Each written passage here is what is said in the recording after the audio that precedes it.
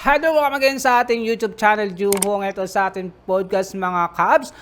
Thank you so much for watching and listening sa ating podcast. Kahit kaunti lang po tayo ay masaya pa rin, Cubs, dahil ito, tuloy-tuloy ang ating pagbibigay ng mga konting information at mga entertainment about sa ating podcast at sa ating YouTube channel. At maraming salamat again sa kapanood sa pakinig sa ating podcast na ito. Kahit kakaunti lang po tayo, mga guys, ay okay lang, masaya pa rin tayo. Basta it's every day it's okay, every day it's alive, so it make it always happy, mga guys. Kaya yung ating pag-usapan ngayong araw ay tungkol, guys, sa napakaingay ng mga netizen natin. Mga iba't ibang mga content creator ay gumawa tungkol dito sa nilabas ng pahayag ni Zaldico sa kanyang kinalaman dito about sa flood control na ito, mga Cubs. Lahat naman siguro, Cubs, tayo ay napanood natin yung pahayag ni Zaldico kahapon sa social media. Kaya marami ring natutuwa at hindi rin natutuwa sa pahayag ni Zaldico dahil sa pagsangkot nito rin sa flood control na ito, mga guys. Kaya yung iba naman ay yung unang pahayag na ito ni Zaldico, 'di ba, sinabi nung Malacanang na kailangan i-verify kung talagang totoo o hindi, baka AI nga. Yung ibang netizen naman ay talagang mga hindi natin alam kung talagang ignorante o inosente o matawag natin na kulang sa pag-iisip. 'Di ba, mga guys? Siyempre, kailangan talaga natin i-verify yun kung talagang totoo o hindi. Kaya yung iba, ba't i-verify pa? Nasabi na nga yun sa Facebook page nga, doon na nga siya nagsabi si Zaldico, di ba? Yung mga netizen talagang hindi mo masabi talaga na talagang sila ay merong utak. Ano ba yung utak na meron sila? Di ba, mga Cubs? Kaya hindi mo agad-agad kasi masabi lahat ng mga ganito, totoo ba o hindi. Kaya kailangan i-confirm. Ngayon na-confirm nga ng Malacanang na totoo. Ngayon, ito si Zaldico ay dapat harapin niya yung problema na ito. Hindi yung magwawala sa social media. Ngayon ay alam na ng mga lahat. Di ba, guys? Ngayon ay alam na lahat ng mga tao na ganito. Ba't ayaw niya pa umuwi ng Pilipinas? Tinatakot niya lang yung kanyang sarili, di ba, mga Cubs? Pagkatapos ng pahayag niya, scripted. Di ba, guys, nakita nyo ngayon tuloy, siya yung parang biktima ng nangyari na ito. Siya yung nagbigay ng information sa mamayang Pilipino na yung presidente natin at yung pinsan na ito ay sangkot sa flood control na ito. Tuloy, ngayon siya yung biktima. Kasi nga, bakit ganon? Hindi ba kabisado lahat ng nangyari? Pilipino naman. Matalino naman siya. Mambabatas naman. Abogado, di ba? Congressman, hindi ba niya kabisado yung mga sinasabi niya, kailangan pa ba isulat at ibasahin? Yan tuloy na, hindi siya tuloy na papaniwalaan ng mga karamihang tao. Meron ding naniniwala at merong hindi rin. Kasi scripted, guys. Masasabi natin scripted. Kasi nagbabasa siya. Yung mga bata ngayon, kabisado. Ano nangyari? Di ba? Siya, ilang taon siya nag-aral at ilang taon na rin yung kanyang experience about political. Dapat kabisado niya lahat. Hindi yung magbabasa na ganito, ganyan. Nag-post din ang mga resibo. Ang resibo naman pala yung mga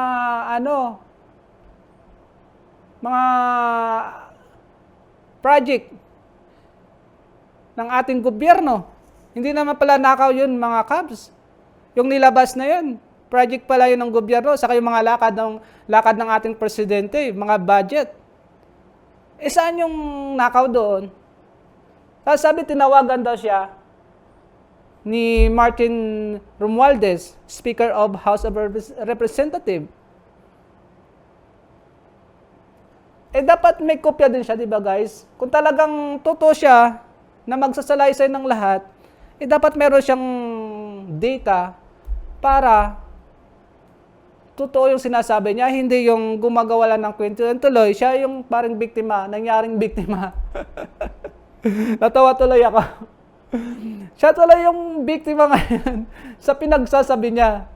Ngayon yung sabi ng ating presidential communication na si Claire Castro ay talagang lumiliit na yung mundo ni Zaldico dahil nga sangkot ito din sa flood control. 'Di ba? Ang sabi nga ni President Marcos na hindi na sila aabutin ng Pasko. Sa Pasko na sila sa kulungan na sila magpapasko. Kaya nga napakahirap paniwalaan din to si Zaldico. Maganda sana yung sinabi niya kung talagang totoo, 'di ba, guys? Matagal na siyang hinihintay, 'di ba?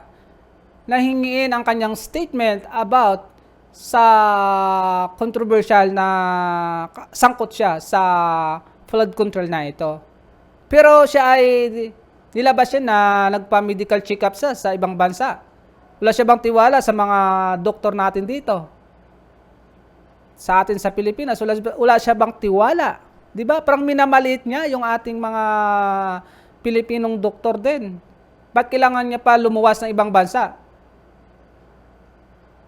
Ayun nga, sinasabi ng public statement ngayon na harapin niya ang itong kanyang kasangkutan at sayang sinabi kung totoo hindi.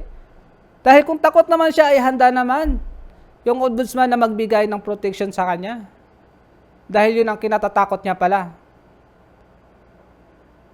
Kaya yung mga ibang netizen natin ay talagang hindi rin nakakaintindi, gusto agad ng gulo, gusto agad ng people power, gusto agad ng rally.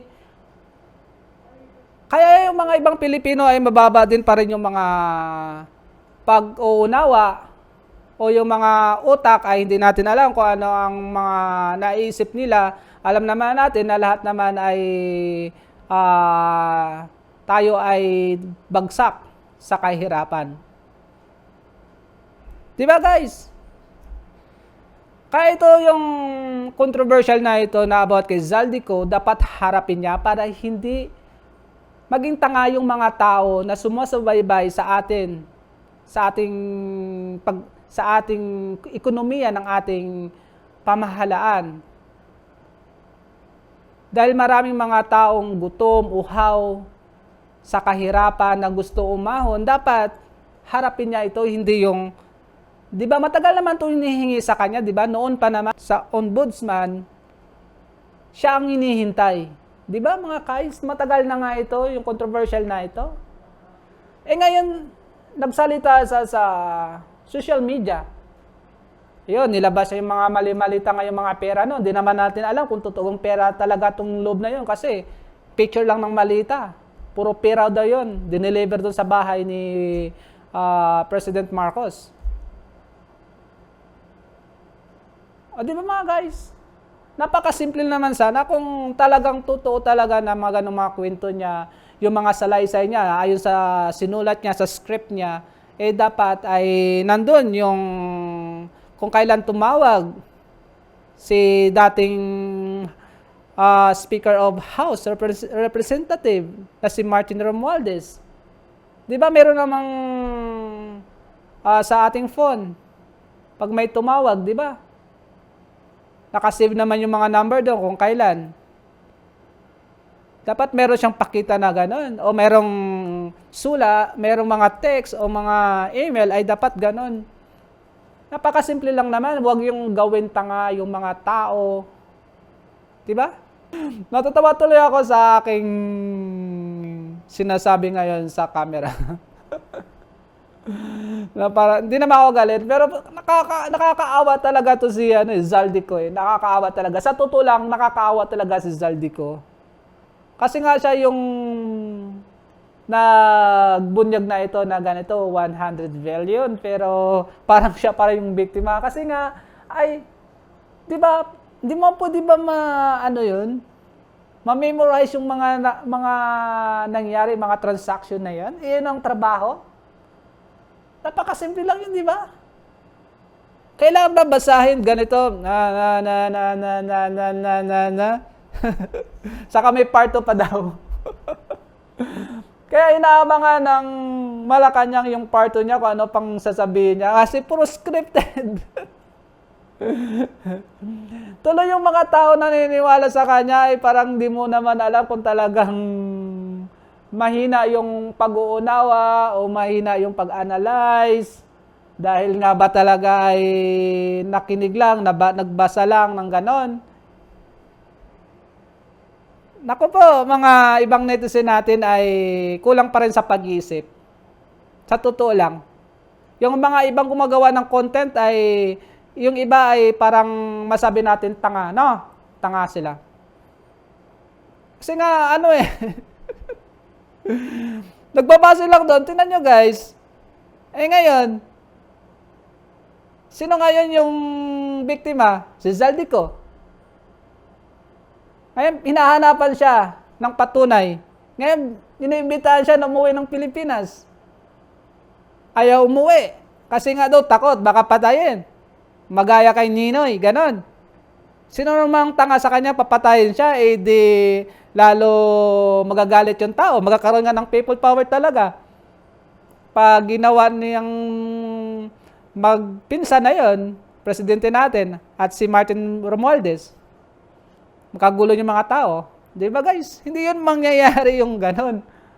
Kaya yung mga iba mga netizen natin, nagko-comment, gumagawa ng ibang content, na lang kwenta, pampagulo lang din sa mga ibang mga tao na kulang lang din sa pag-uunawa. Alam naman natin tayo mga Pilipino yung matatalino. Kaya lang minsan tayo ay kulang lang sa pag-uunawa talaga. Gaya ng, di ba, sabi ng Malacanang, i-verify muna, baka AI. Talagang i-verify muna, wag mo nang gumawa ng agad-agad, ng action, kasi mahirap na, baka AI nga. Kasi, on the process yung lahat. Mga guys, hindi yung on the fire. Mamatay lahat yung mga sundalo, wala pa rin. Kaya natatawa talaga ako sa mga ibang netizen na ito eh. Nakakagigil yung iba, hindi mo masabi. Kulang talaga pag-iisip talaga yung iba. Yung iba gumagawa ng mag-people power na, ganito, ganyan. Sino ba gusto nyo maging presidente? Di ba? Kaya mahirap talaga yung ganito. Lalo na yung si Zaldico ay nasa ibang bansa, ayaw harapin. Harap-harapan. Kung totoo siyang talagang ay merong concern sa ating mga tao, mga kapwa niyang Pilipino, kung may concern talaga siya, gawin niya yan. Di ba? Di ba nananumpa nga sila para sa ating mga publiko? Di ba yung kinakanta natin na bayang magiliw mamatay ng dahil sa'yo, di ba? Ba't ayaw lang gawin yun? Ngayon ay ganyan lang naman, ay takot na takot. Ayaw lang maging hero para sa ating mga kapwa nating mga mahirap, mga pobreng mga Pilipino. Mayaman, congressman, businessman, lawyer.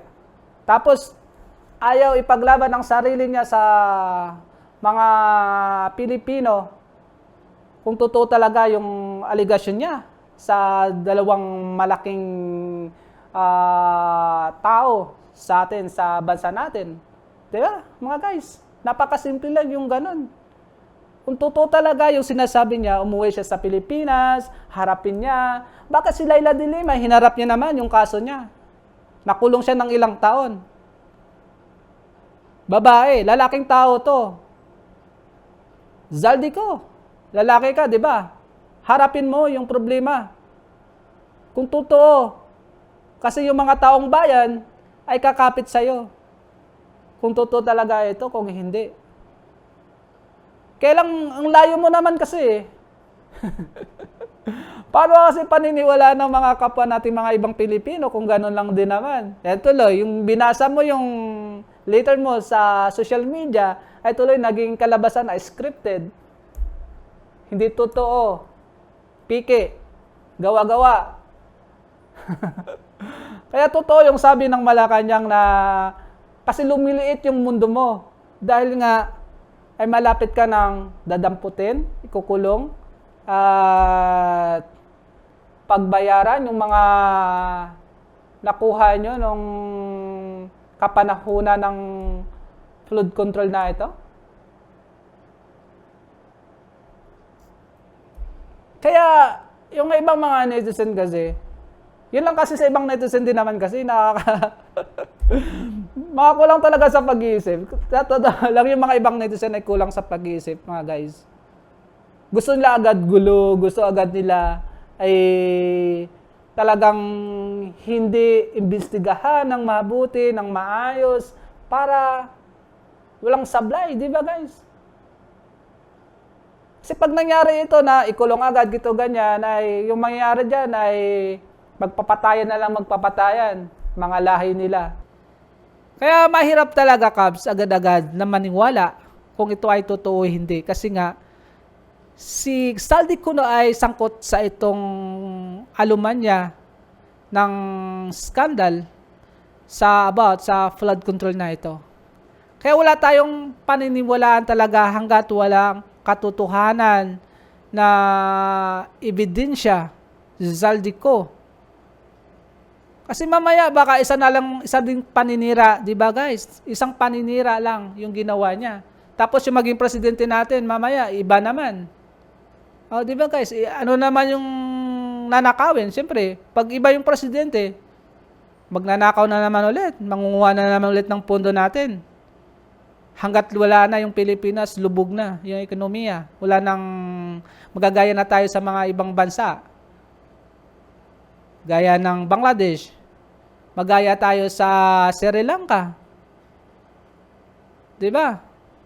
Bagsak yung ekonomiya.